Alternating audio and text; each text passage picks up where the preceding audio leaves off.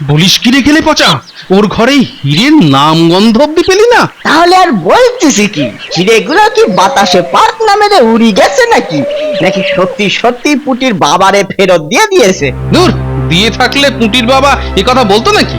অনেকদিন ধরেই তো চিনি ওকে, এমন সরল হাবাগোবা মানুষ আর হয় না, বুঝলি? তাহলে কি হিরেগুলো অন্য কোথাও চালান হয়ে গেছে? না না না, অন্য কোথাও চালান করে দিতে পারবে না, থাকলে ওই ঘরের মধ্যেই আছে। আচ্ছা, ভালো করে ভেবে বলতো, ওই একটা টিনের বাক্স ছাড়া আর কিছুই দেখতে পেলি না? না গো গোপাল দাদা, আর তো কিছুই নজরে পড়লো না। আচ্ছা আচ্ছা, আজ রাতে কি আর একবার চেষ্টা করে দেখবো?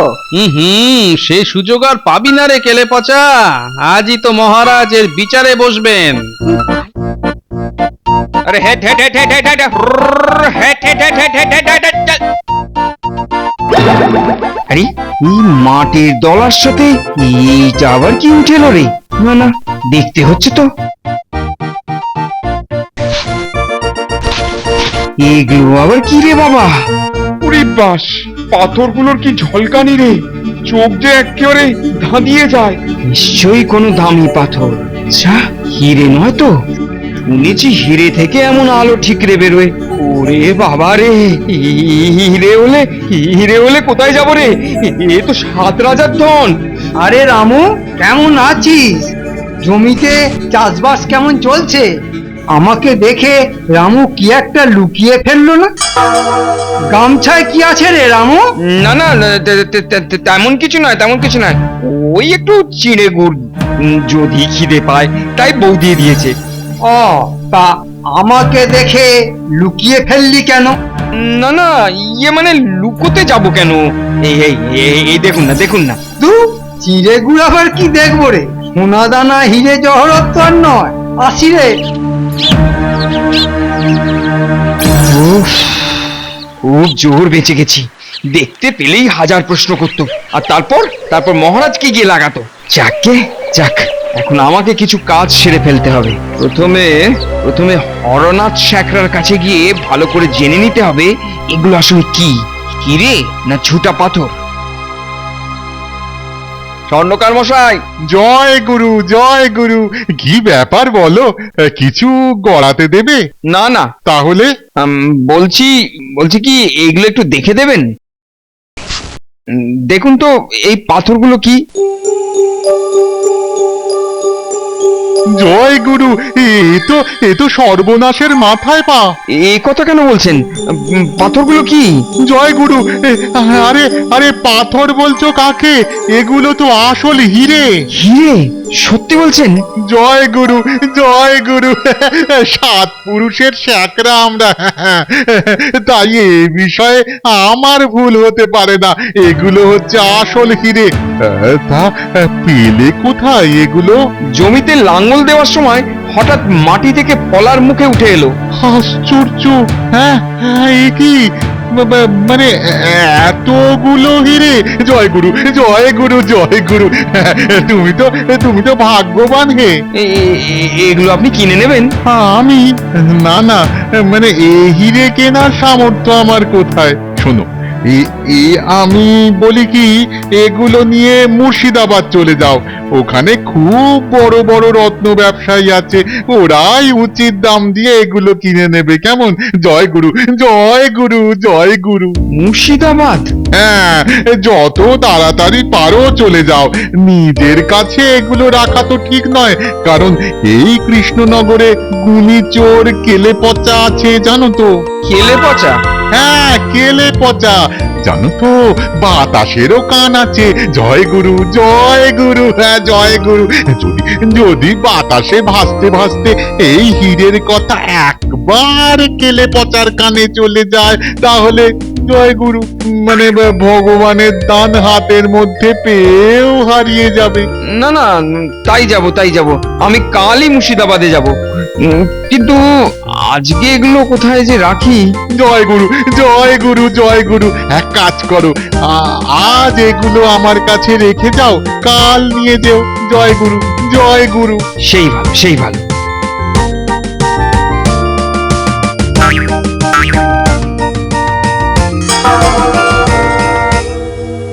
স্বর্ণকার মশাই, ও স্বর্ণকার মশাই।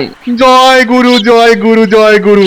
আরে রামু যে, এসো এসো এসো এসো এসো। ওই ওই হিরেগুলো নিতে এসেছিলাম। জয় গুরু জয় গুরু জয় গুরু। হিরে, ভগবানের নামে শপথ করে বলছি, ওগুলো আমি তোমায় ইতিমধ্যেই তো দিয়ে দিয়েছি। এ কি কথা বলছেন আপনি? হিরেগুলো আপনি কখন দিলেন? আমিই বা নিলাম কখন? আমি তো এইমাত্র এলাম। বলছি তো, ওগুলো তো আগেই আমি তোমায় দিয়ে দিয়েছি। মিথ্যে কথা, আপনি মিথ্যে কথা বলছেন, আপনি আমায় ঠকাচ্ছেন।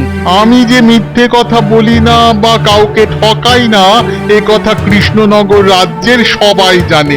তাই তোমার এই অভিযোগ কেউ বিশ্বাস করবে না। জয় গুরু জয় গুরু জয় গুরু। এখন তুমি আসতে পারো। এ কেমন কথা বলছেন আপনি? না না, স্বর্ণকার মশাই, আমার সঙ্গে এতটা অন্যায় করবেন না। তোমার প্রলাপ শোনার মতো সময় আমার নেই। জয় গুরু। ঠিক আছে, আমিও মহারাজের কাছে নালিশ করব। জয় গুরু, তোমার যা ইচ্ছে তাই করতে পারো। তবে আবার বলছি, ওই হিরে আমি তোমার হাতে তুলে দিয়েছিলাম। হ্যাঁ, বলো কি, মাটি থেকে হিরে উঠে এলো? আগে হ্যাঁ মহারাজ। বটে, সেদিন ওগুলোই আমার কাছ থেকে লুকোচ্ছিল। হ্যাঁ, সেটা আমার হরনাথ স্বর্ণকারের কাছে গচ্ছিতও রাখলেন, কিন্তু এখন সে সেটা দিতে চাইছে না।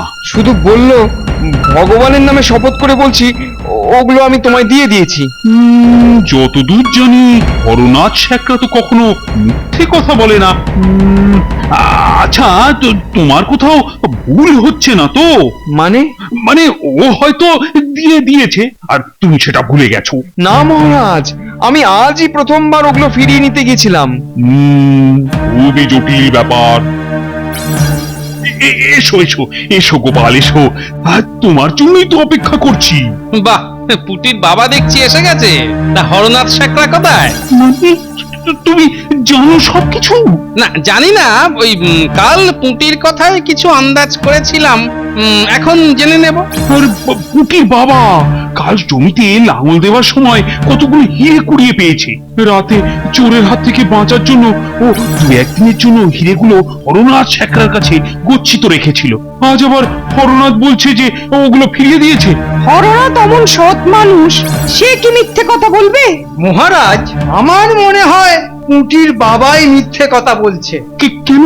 হিরেগুলো ফেরত নেওয়ার পরেও মিথ্যে অপবাদ দিয়ে হরনাথ ছেগড়ার মতো মানুষকে সকলের সামনে ছোট করতে চাইছে। কিন্তু এতে পুটির বাবার মতো এক নিরীহ চাষির কি লাভ? আর হরনাথের মতো অমন একজন সৎ মানুষেরই বা কি স্বার্থ? আমরা তো সকলেই জানি, এই কৃষ্ণনগরে কত মানুষ বাড়ি ছেড়ে কোথাও গেলে তার কাছেই তো ঘটিটা বাটিটা টাকাটা সোনাটা জানি রেখে দিয়ে যায় আর যথা সময় তা ফেরতও পায়। কিন্তু এ তো হিরে। হিরে তো কি হয়েছে? সামান্য কটা হীরের জন্য সে নিজের এতদিনের সততাকে জলাঞ্জলি দিয়ে দেবে? জলাঞ্জলি দেবে কি পুষ্পাঞ্জলি দেবে সে আমি জানি না। হ্যাঁ, তবে মনে হচ্ছে কোথাও একটা গোলমাল আছে। এছাড়া পুটির বাবা কিন্তু মিথ্যে বলছে না। ঠিক আছে ঠিক আছে, তর্ক থামাও তো। কাল ওদের দুজনকে রাজসভায় ডেকে পাঠানো হোক। সেনাপতি, ও সেনাপতি! বলুন মহারাজ। প্রহরীকে বলো যে কালকে রাজসভায় হরনাথ শেখরা আর পুঁটির বাবা যেন উপস্থিত থাকে। আগে ঠিক আছে মহারাজ। তাহলে শুনলি তো সব কথা? শুনলাম, শুনে খুব আনন্দও পেলাম। আনন্দ পেলি কেন? সেই কৃষ্ণনগরে আমি তো শুধু চোর নই, আমার থেকেও বড় চোর আছে তাহলে। শোন, কাউকে হাতে নাতে না ধরতে পারা অব্দি তাকে চোর বলাটা কিন্তু ঠিক নয়। সে তুমি নিশ্চিন্ত থাকতে পারো গোপালদা। আজ গভীর রাত্রিরে আমি হরনাথের বাড়ি ঢুকে ওই হিরে হাতিয়ে প্রমাণ করে দেব সাধু সেজে থাকা হরনাথ কত বড় জালিয়াত।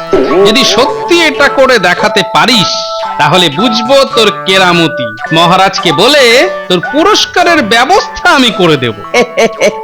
বললাম তো নিশ্চিন্তে বাড়ি চলে যাও। কাল সকালে কেঁদে কুল পাবে না ওই হরনাথ বাবাজি।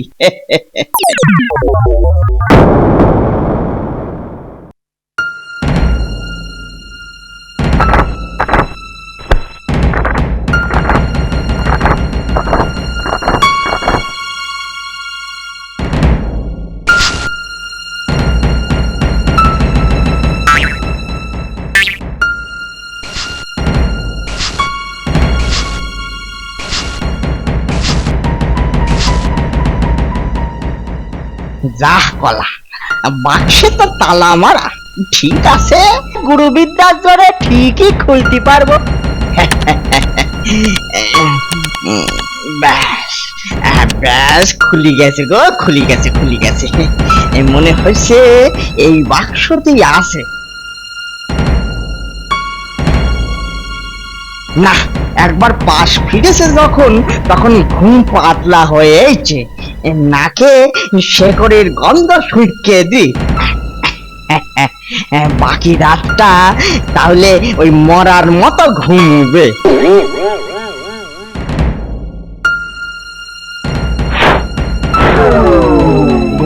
ঘুমো সোনার সাথ, নাক ডাইকে ঘুমাও। তুমি যদি হও সাধুগ্রস্ত, তাহলে আমি হলাম গিয়ে গুণী চোর।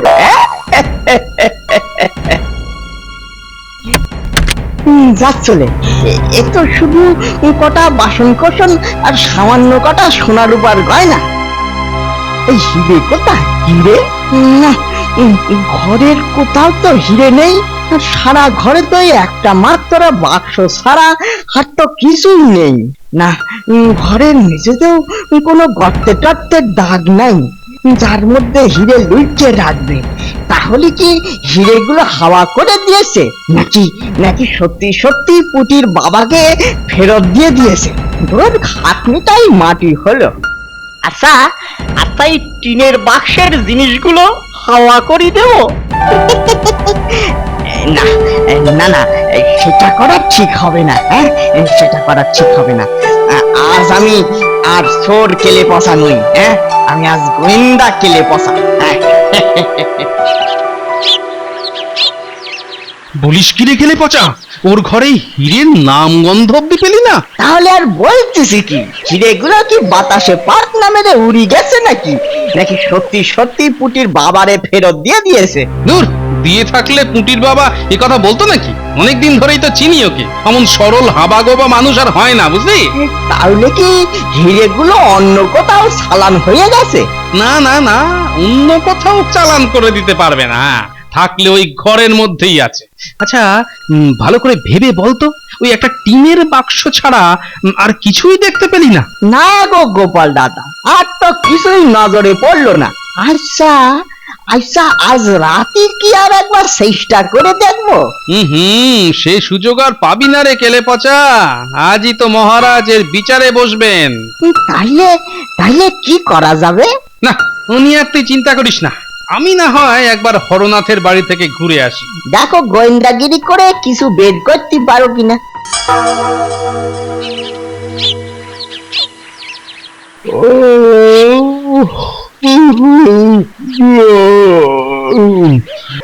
ইস, ঘুম থেকে উঠতে এত দেরি হয়ে গেল না। এ কি বাক্সটা খাটের তলা থেকে এখানে এলো কি করে? আরে এটা ডালাও তো খোলা। সর্বনাশ, কাল রাতে দেওয়ালে শীত কেটে ঘরে চোর এসে তালা খুলে বাক্স হাতড়ে গেছে। দেখি কিছু নিয়েছে কি? না, সবই তো ঠিক আছে। তার মানে কিছুই তো নিতে পারিনি। হয়তো অন্ধকারে লাঠিটার দিকে চোর বেটার নজরই পড়েনি। জয় গুরু। হরনাথ আছে নাকি? হরনাথ? কে? ও গোপাল। কি ভাই, আমাকে দেখে চমকে উঠলে কেন ভাই? এ মা, তোমার দেওয়ালে শীত কাটা কেন ভাই? কাল রাতে কি চোর এসেছিল? আর বলো কেন, দিন দিন যা চোরের উপদ্রব বেড়ে চলেছে না, তা যা বলেছো ভাই, তা দামি কিছু খাওয়া যায়নি তো? সেটা এখন কি করে বলবো বলো তো, হিসেব মিলিয়ে দেখতে হবে। আচ্ছা আচ্ছা আচ্ছা, তুমি হিসেব মিলিয়ে দেখতে বসো, আমি না হয় পরে এক সময় আসবো। আরে, এই লাঠিটার কথা তো কেলে পচে আমায় বললো না, হয়তো নজর এড়িয়ে গেছে। ও কি, ও কি, তুমি আমার ওদিকে কোথায় যাচ্ছ ভাই? এখন এসো, আমাকে হিসেব মিলিয়ে দেখতে দাও দেখি, কি সর্বনাশ হলো আমার। হরনাথ এইভাবে আমাকে তাড়াবার চেষ্টা করছে কেন? কি হলো, এসো। আরে আমার এখন মাথা ঠিক নেই ভাই, এসো এসো এখন। ঠিক আছে ঠিক আছে, যাচ্ছি। তুমি একটু সাবধানে থেকো ভাই, যা চোর ছেঁচোরের উপদ্রব।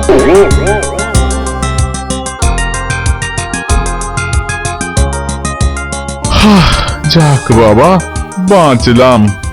শ্যাকরা মশাই, শ্যাকরা মশাই, ও শ্যাকরা মশাই। সকাল বেলাতেই উঠানে রাজপেয়াদার আবির্ভাব কেন রে বাবা?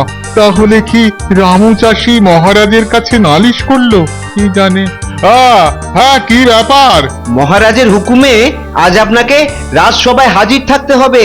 তার মানে রামু মহারাজের কাছে নালিশ করেছে। ঠিক আছে, মহারাজকে বলে দিও আমি যথা সময়েই হাজির হব। জয় গুরু।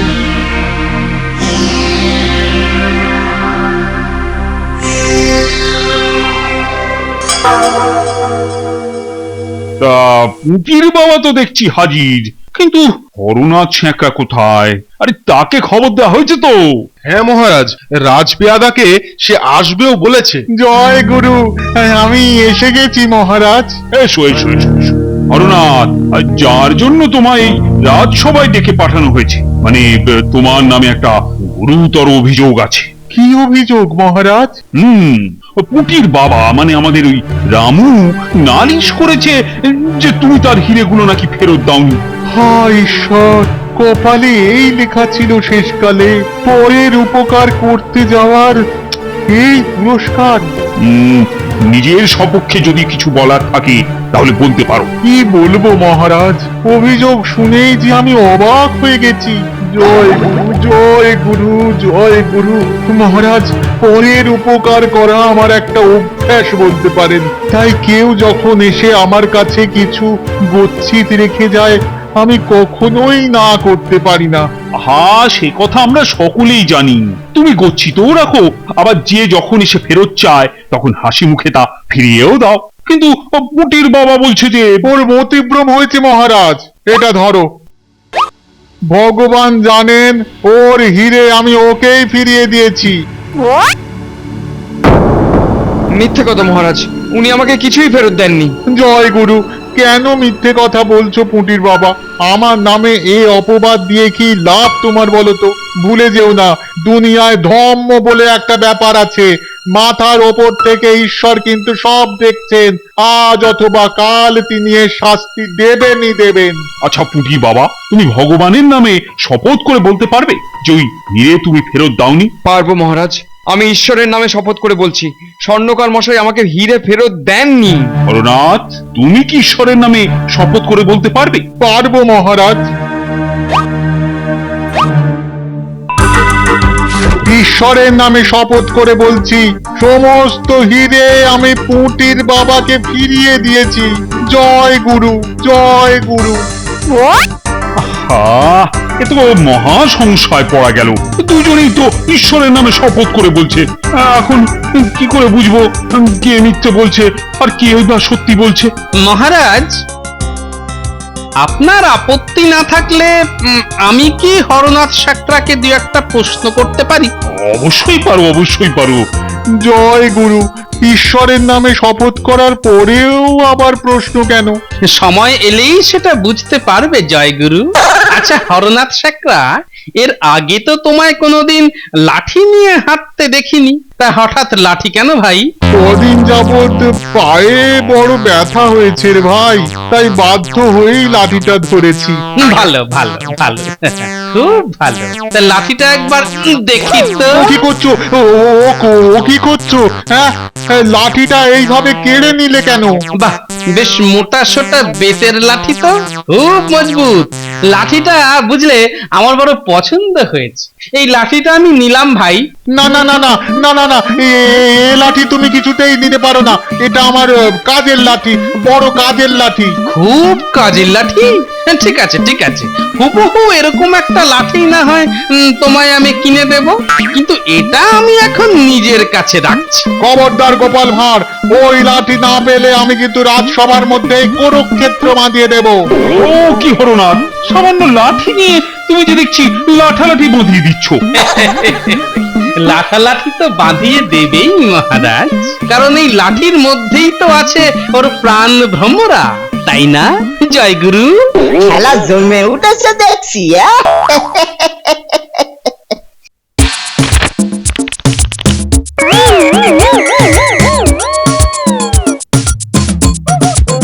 ও বাবা, কতগুলো হিরে! পুটির বাবা তাহলে মিথ্যে বলেনি। ওরে বাবা রে, মাজাটা বোধহয় ভেঙে গেল রে। ওরে বাবা রে, আমাকে সকলে গুণীশ্বর বলে, কিন্তু তুমি তো দেখছি আমার থেকেও এক কাঠি বাড়া। পুরো শিল্পী স্বর। কেমন শর্ট মানুষটি সেজে হিরে সাবার করে দিচ্ছিলে। আরে চোর চোরটাকে ধরে আগে হাজতে পড়ে দে, আগে 1 মাস কাহানি টানুক, তারপর হবে ওর বিচার।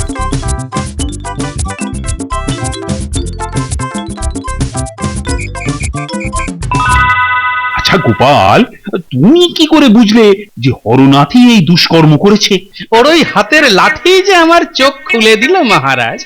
মহারাজ মনে করে দেখুন, হরনাথ শপথ করার আগে হাতের লাঠিটা পুটির বাবার হাতে ধরিয়ে দিচ্ছিল।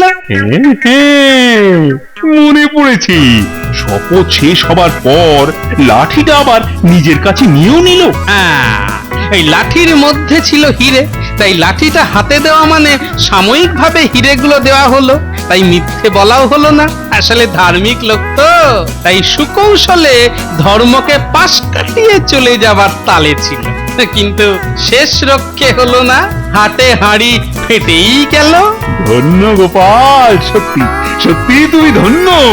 জয় গোপাল ভাঁড়ের জয়। জয় জয় গোপালের জয়।